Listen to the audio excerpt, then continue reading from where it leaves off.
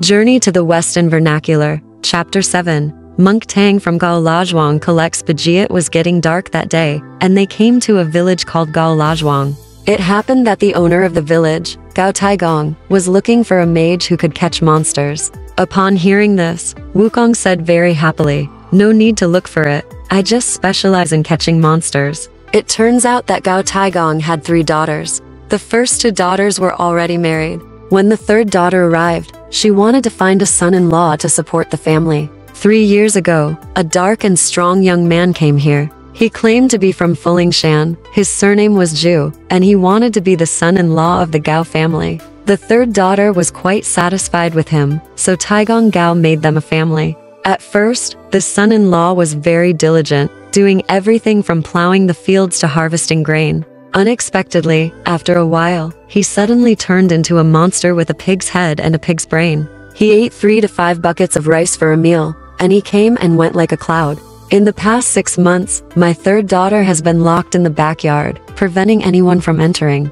After listening to Gao Taigong's words, Wukong patted his chest and said, "I have captured this monster. I will ask him to write a letter of divorce tonight and never touch your daughter again."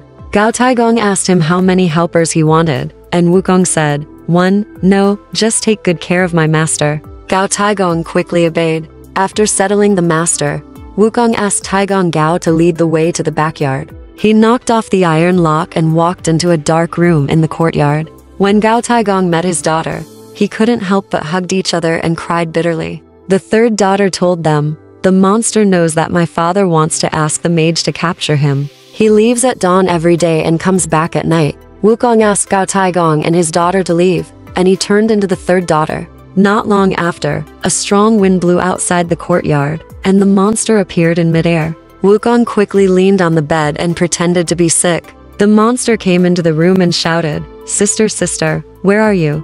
Wukong sighed deliberately and said, "I heard Dad scolding you outside today, and even said that he invited a mage to catch you." The monster said, "Don't be afraid, don't be afraid, let's go to bed."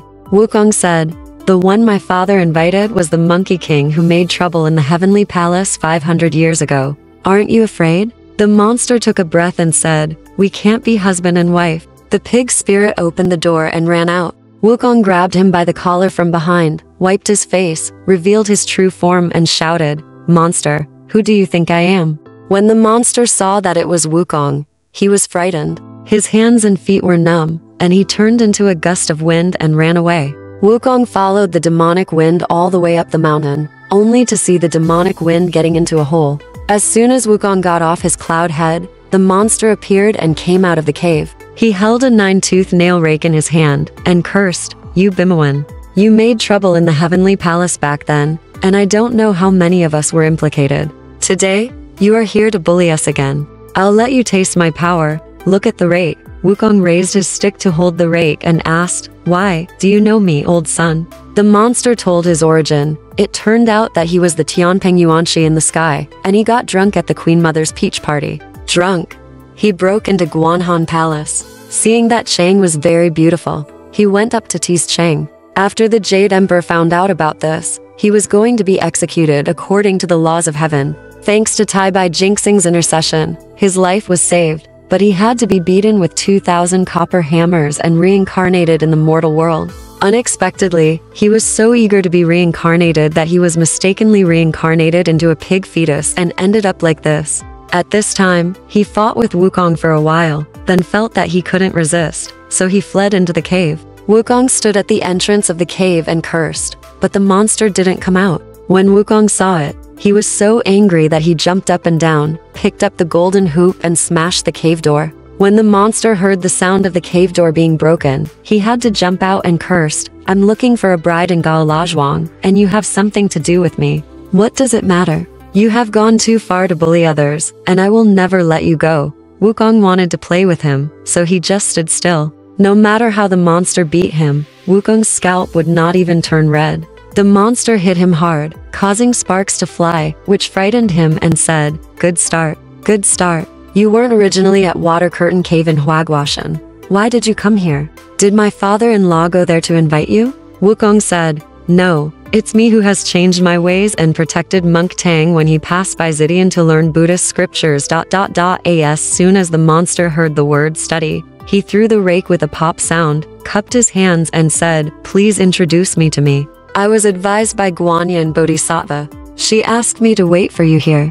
I am willing to go to the west to get sutras with Monk Tang. It's also a good way to turn merit into guilt." The two men set fire to the Yunzhen cave. Wukong tied the monster's hands behind his back and escorted him back to Gao Laosuing. The monster knelt down in front of Tang Monk with a plop and told him what Guanyin Bodhisattva had advised him to do good deeds. Tang Monk was very happy and asked Wukong to untie him. He also asked Taigong Gao to carry out the incense burner and candlestick, thanked Guanyin, and gave him a Dharma name called Zhu Wening, also known as Zhu Bajie. Grand Duke Gao also prepared a set of monk robes, monk shoes, monk hat, etc. for Zhu Bajie to put on. Before leaving, Bajie repeatedly warned, "My father-in-law, take good care of my wife. If you don't get the Buddhist scriptures, I will still return to secular life. Don't promise my wife to anyone else." Wukong laughed and scolded him, "Talking nonsense." Bajie said, "I am leaving a way out for myself."